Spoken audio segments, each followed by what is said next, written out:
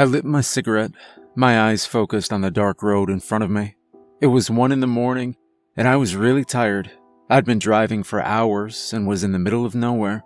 There had been a motel about 20 miles back, but I'd driven on by, hell-bent on keeping going.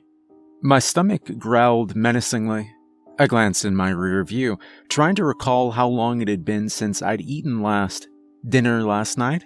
I decided to pull in at the next fast food place that I saw.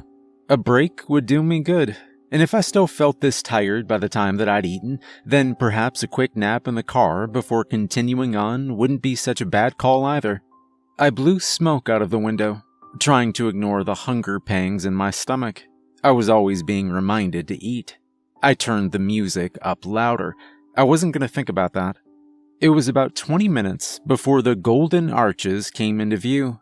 Thank God, I muttered as I pulled off of the highway. I threw my cigarette butt out of the window and eased my car into the McDonald's parking lot. The place was brightly lit and was as inviting as any McDonald's could be, though I couldn't see anyone inside. There were no cars in the drive-thru, or even in the parking lot for that matter. Not that I had really been expecting anyone. The highway itself had been pretty much deserted for miles. It struck me as a little odd that there were no cars at all in the parking lot, though. Turning my music right down, I crawled toward the menu board. I felt like ordering the whole damn thing. The speaker next to the board crackled to life, and a man's voice came through. "Welcome to McDonald's. May I take your order?" I gave a small sigh of relief. There was someone here. Hi. Could you give me a minute, please? "Certainly, sir. Just let me know when you're ready." Thank you. My eyes scanned the board, trying to be quick, though God knows there wasn't a rush on his end. I was his sole customer, and probably had been for quite some time, if the roads were anything to go by. All the same, I hated it when people had to wait on me. The speaker was still on, and I could tell that he was waiting on my order. I hurriedly decided between a couple of options, and then spoke out toward the speaker rapidly. All right, I'll take a double quarter-pounder combo and... a quarter-pounder deluxe combo, actually. Quarter-pounder deluxe? Yes, please. And for the drink, I'll have... I'm sorry, sir. Could you hold on for just a moment, please? Yeah, sure. Thank you. I'll be right with you shortly. No problem. The speaker shut off, and I gazed up at the board, double-checking my decision. Once I was absolutely sure of what I wanted, I finally looked away and gazed ahead at the empty drive-thru. I rolled my head a little, trying to relieve some of the tension in my neck. The bright restaurant windows flooded the drive-thru road with light. My heavy eyes focused on the golden pool closest to me, and I started to zone out.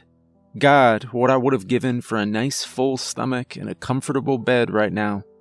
Suddenly, my eyes snapped up.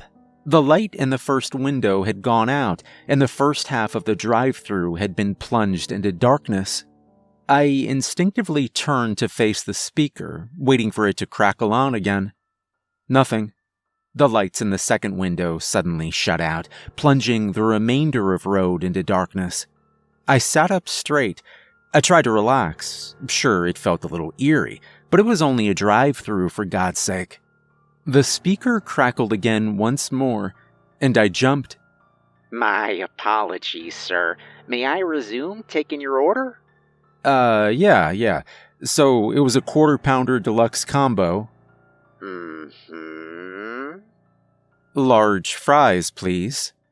Large fries, all right. And for your drink? I'll just take a chocolate milkshake. Chocolate shake. Sure. Anything else? I was contemplating nuggets, and the speaker suddenly shut off. I grit my teeth, trying not to let my hunger and tiredness get the better of me. What was it going to take just for one thing to go right today without any hassle? I sat for a couple of minutes, waiting for him to return. Nothing.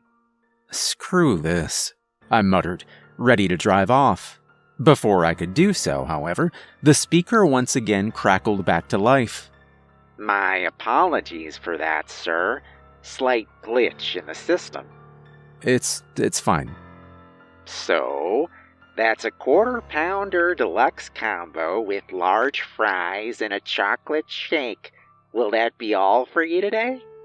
Yes, thank you. All right. If you could just make your way to the first window, please. Sure. The speaker cut out, and I crawled forward into the dark. I was vexed. I just wanted to get the hell out of there. Everything was a damn roadblock today. I rolled up to the first window and looked in. The place was in darkness. A man's form appeared, and he slid the window open. I couldn't really see him that well, but I could tell from his voice that he was the same man that had taken my order. I felt instantly on edge as he greeted me in the dark and took my card. Was this some kind of joke? He handed it back. Thank you, sir. Window number 2. Thanks. Before I could drive forward, the lights in window 2 suddenly flooded back on. Card between my teeth, I eased forward gently toward the window and came to a halt. My blood froze. The same man stood there, clutching my bag of food. On any other occasion, this would have been a complete normality, except that he was absolutely covered in blood. His face, his hands, his clothing, even his hair and lips. My eyes fell to the bag that he held. The entire bottom was soaked. I felt sick. Here you go, sir. He smiled, holding the bag out to me. Enjoy your meal. Shock and terror had risen up like bile from my stomach. My face was on fire. I could feel my quickened pulse pounding fiercely. I knew that I should speed away. I knew that. But instead, I found myself slowly reaching out and taking the bag from his bloody hand. I stared at him in horror, and he smiled.